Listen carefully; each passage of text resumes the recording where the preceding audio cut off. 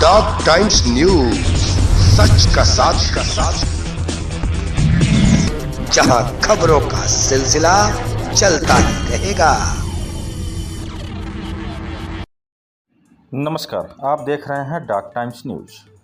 आज दिनांक 25 मई 2024 को जनपद महाराजगंज के विधानसभा सिसवा के बापू शताब्दी इंटर कॉलेज जहदा में उत्तर प्रदेश के उप मुख्यमंत्री केशव प्रसाद मौर्य ने किया एक विशाल जनसभा को संबोधित। महाराजगंज में एक बार फिर कमल खिलाने के लिए किया जनता से अपील।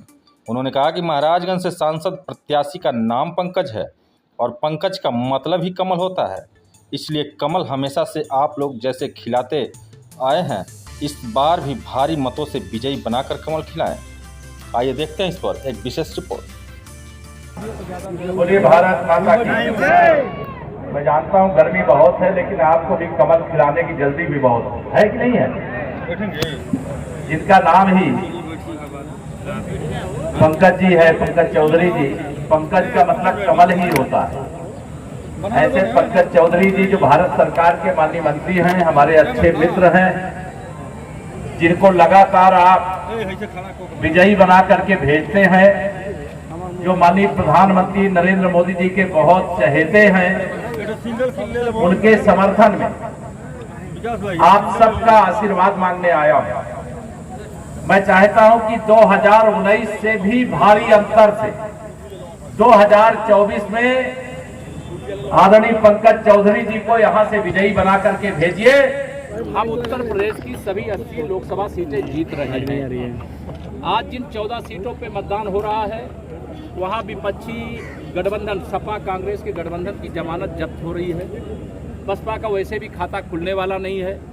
जो नारा शुरू में दिया गया है, उत्तर प्रदेश की इस बार 80 की 80, देश में 400 पार, फिर एक बार प्रचंड बहुमत की मोदी सरकार। ये जो विपक्षी गठबंधन इंडी गठबंधन है, ये विशेष तौर से पिछड़ों का, दलितों का, आदिवासियों का दुश्मन है, गरीबों का दुश्मन है, किसानों का दुश्मन है, नौजवानों का दुश्मन है, महिलाओं का दुश्मन है। इस गठबंधन को उखाड़ फेंकने का देश की जनता ने फैसला कर लिया है। और चारों तरफ मैं देख रहा हूँ कि अगर 2014 में माननीय नरेंद्र मोदी जी की लहर थी, 2019 में आंधी थी, तो 2024 में तूफान चल रहा है। सपा बसपा कांग्रेस अस्त हो चुके सूरज हैं, इनका कोई राजनीतिक भविष्य नहीं है। पश्चिम बंगाल में क्या नरेंद्र मोदी के 28 मई को रैली से पहले ही ममता बनर्जी ने वहां धारा 144 लगा दिया है। देखिए, वो धारा 144 लगाओ चाहे 288 लगाओ, इस बार पश्चिम बंगाल से टीएमसी जा रही है, वहाँ एक तरफा जनता के आशीर्वाद से बीजेपी आ रही है।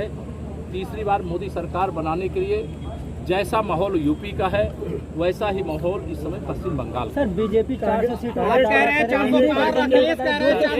कांग्रेस पार्टी के नेता प्रमोद तिवारी ने कहा है कि छठवें चरण के चुनाव के बाद कांग्रेस गठबंधन जो है 300 सीटें पार कर रहा है। ये जब 2022 का विधानसभा चुनाव हो रहा था, तब ये सरकार बना रहे थे। 2 विधायक जीते, एक प्रमोद तिवारी जी की बेटी जीती थी, एक आपके ही महाराजगंज के जीते थे। जो 2 सीटों में सिमट करके रह गई कांग्रेस है, जो तीनों दल के लिए मैं कहता हूँ, सपा बसपा कांग्रेस, ये आईसीयू में पड़े हुए। जनता इनको ऑक्सीजन नहीं देना चाहती है।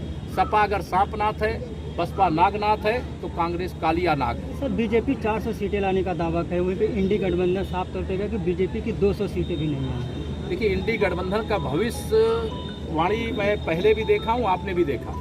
हमने 272 प्लस कहा था तो 283 जीते थे, 300 पार कहा था तो 303 जीते थे। अगर आज 400 पार का दावा कर रहे हैं तो आप ध्यान रखना, 4 जून को 4 बजे 400 पार, फिर एक बार प्रचंड बहुमत। लेकिन अखिलेश कर रहे हैं 400 पार नहीं, 400 पे 400 देश के अंदर धर्म के आधार पर आरक्षण की बात करना, संविधान का अपमान करना है, बाबा साहब का अपमान करना है। माननीय नरेंद्र मोदी जी ने स्पष्ट कह दिया है कि मोदी जी के जिंदा रहते कोई ओबीसी का, एससी का, एसटी का अधिकार नहीं छीन सकता है। और जिन लोगों ने इस प्रकार का अपराध किया है, पाप किया है, अभी कलकत्ता हाई कोर्ट ने एक बड़ा फैसला दिया, हम उसका स्वागत करते हैं। अभी कर्नाटक में भी यही होने वाला है। जो गरीबों के अधिकार पर डाका डालेगा, पिछड़ों के अधिकार पर, दलितों के अधिकार पर, आदिवासियों के अधिकार पर डाका डालेगा, उसकी सजा देश की जनता उसको देगी। ठीक है। डॉग टाइम्स न्यूज, सच का साथ,